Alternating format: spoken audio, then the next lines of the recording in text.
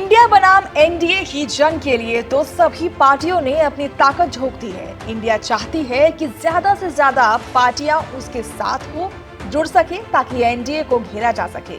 इसी कड़ी में यूपी के संभल से समाजवादी पार्टी के सांसद डॉक्टर शफीकुर रहमान बर्क ने बड़ा बयान दिया है। उन्होंने कहा कि बसपा प्रमुख मायावती और एआईएमआईएम प्रमुख असदुद्दीन ओवैसी को भी इंडिया गठबंधन में शामिल होना चाहिए।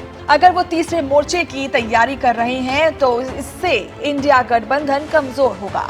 अभी बीजेपी इंडिया गठबंधन से डरी हुई है, इसलिए पूरे विपक्ष को एकजुट होना चाहिए। वहीं संसद के विशेष सत्र को उन्होंने धोखा बताया और कहा कि इसके पीछे कोई बड़ी साजिश हो सकती है। विपक्ष को इसमें जाना चाहिए। सपा सांसद शफीकुर रहमान बर्क ने कहा कि संसद सत्र में पूरे विपक्ष को शामिल होना चाहिए। अगर शामिल नहीं हुए तो वो एक तरफा सब कुछ कर लेंगे। उनके सामने 24 का चुनाव है, ये सब उसी की तैयारी कर रहे हैं। इमरजेंसी के तौर पर जो ये सत्र बुलाया है, जिस मकसद से बुलाया है, उनका इलेक्शन का मकसद है ताकि जनता उनकी तरफ आकर्षित हो जाए।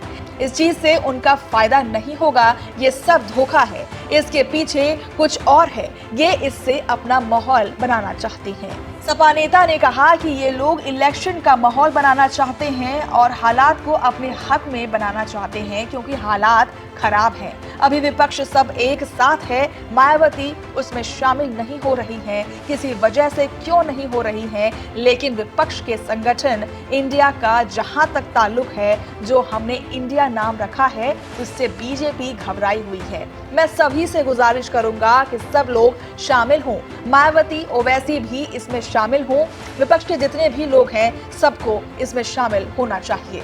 मायावती और ये क्या नाम है इनका, ओवैसी साहब है, अगर वो इसमें शामिल नहीं हो रहे किसी वजह से, ये तो वो जाने क्यों नहीं हो रहे, लेकिन जहाँ तक संगठन का ताल्लुक है, संगठन में बहुत मजबूती आई है और जो उसका आपस में गठजोड़ हुआ है, जो उसने इंडिया पार्टी का नाम रखा है, इससे तो बीजेपी खुद ही घबराई हुई है, समझ गए। तो और अगर ये भी शामिल, वैसे मैं तो यही गुजारिश करूंगा कि इसमें मायावती भी और ओवैसी साहब भी और जो भी सभी लोग, हम जितने भी अपोजिशन के, सबको शामिल होना चाहिए। तीसरे मोर्चे की तैयारी करने के समय थोड़ा बहुत नुकसान हो सकता है, लेकिन इससे फायदा नहीं होगा।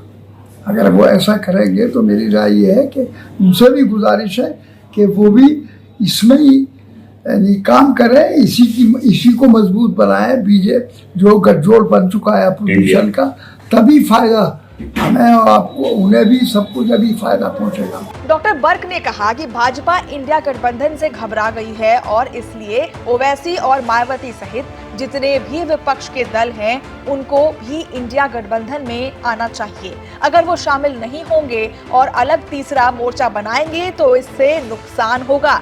देश में जो मुद्दे हैं वो पार्लियामेंट में रखें, उन पर सुनवाई करें, उनको सुनकर समस्या का हल ढूंढें।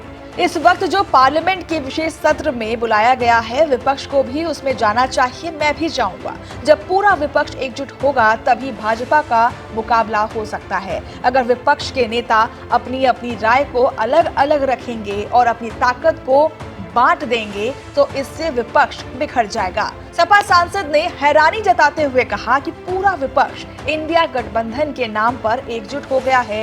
ये कोई आसान काम नहीं था। जब पूरा विपक्ष एकजुट हो चुका है तो सभी दलों को उसकी मदद करनी चाहिए और अलग से कोई गुट नहीं बनाना चाहिए।